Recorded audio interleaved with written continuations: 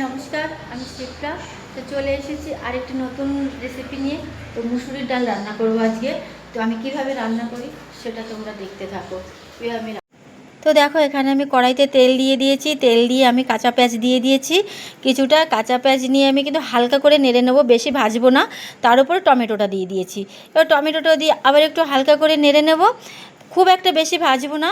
এরপরে কিন্তু আমি কিছুটা কাশ্মীরি লঙ্কার গুঁড়ো দিয়ে দিয়েছি, মানে খুব একটা বেশি দিনে কাশ্মীরি লঙ্কার গুঁড়ো অল্প করে দিয়ে দিয়েছি। এবার আমি মুসুরির ডাল কটা ভিজিয়ে রেখেছিলাম, সেই কটা ঢেলে দিয়েছি। ঢেলে দিয়ে নাড়াচাড়া করছি। নাড়াচাড়া করতে করতে এবার লবণ, হলুদ গুঁড়ো এগুলি সব দিয়ে দিয়েছি। দিয়ে আমি কিছু সময়ের জন্য একটু নাড়াচাড়া করছি। তো দেখো আমি কি ঘামছি, এত ঘামছি, যেহেতু জ্বরটা ছেড়ে গেছে। আর আমি কিন্তু খুব ঘামছি, ভীষণ ঘামছি। এতক্ষণ গায়ে একটু জ্বর ছিল বলে শীত শীত লাগছিল, ফ্যান চালাচ্ছিলাম না। কিন্তু এখন জ্বরটা ছেড়ে গেছে, ভীষণ ঘামছি। আর রান্না করতে এসেছি, আরও গরমটা যেন বেশি লাগছে।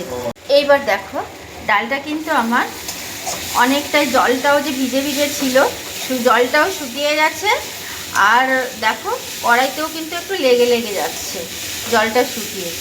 তো আমি এখনও এই হাঁড়ি থেকে গরম জল দিয়ে দেবো। গরম জল দিয়ে দিয়েছি। এখানে কিন্তু আমি খুব একটা বেশি জল দেব না, যেহেতু ডালটা আমি একটু গাঢ় গাঢ় করবো।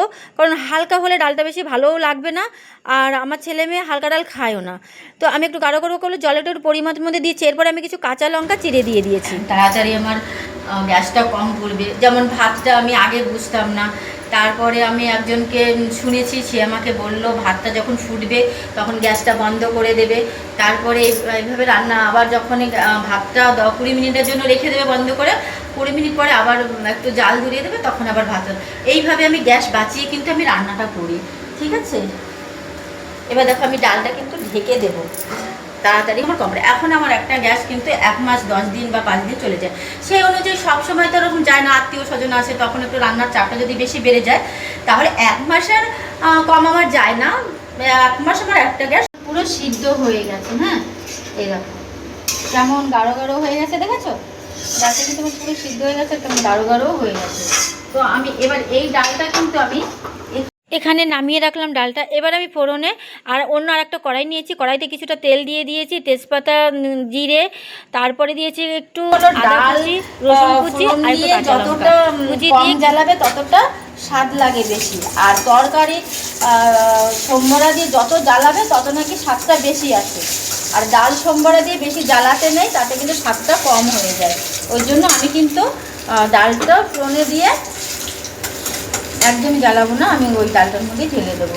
তো আমি প্রথমে দিয়ে দিলাম, তারপরে কিন্তু আমি পেঁয়াজ দিয়ে দিয়েছি, রসুন কুচি, আদা কুচি, লঙ্কা কুচি এগুলো দিয়ে দিয়েছি। দিয়ে আমি কিছুটা নেড়ে নিচ্ছি। নেওয়ার পর আমি কিন্তু লাল লাল করে এবার আমি পেঁয়াজটা দিয়ে দিচ্ছি। পেঁয়াজটা লাল লাল করে ভেজে নেবো। ভেজে নিয়েছি, ভাজাটা কিন্তু আমার হয়ে গেছে। এবার আমি ডালটা ঢেলে দেবো। ডালটা দিয়ে কিন্তু আমি বেশি জ্বালাবো না, কারণ বেশি জ্বালালে ডালটা ভালো লাগবে না। তো তোমরা ঠিক এভাবেই রান্না করবে ডালটা, দেখবে দারুণ লাগে খেতে। এইভাবে রান্না করে দেখো মুসুরির ডালটা, ঠিক আমার মতন করেই করবে। তো ছেলের মুখ থেকে এবার তোমরা শুনে নাও আমার ডালটা রান্না কেমন হয়েছে। প্রতিদিন তো মেয়েই বলে, আজকে আমার ছেলে বলবে যে আমার রান্নাটা কেমন হয়েছে। তো বল রে, কী রে, কেমন হয়েছে বল।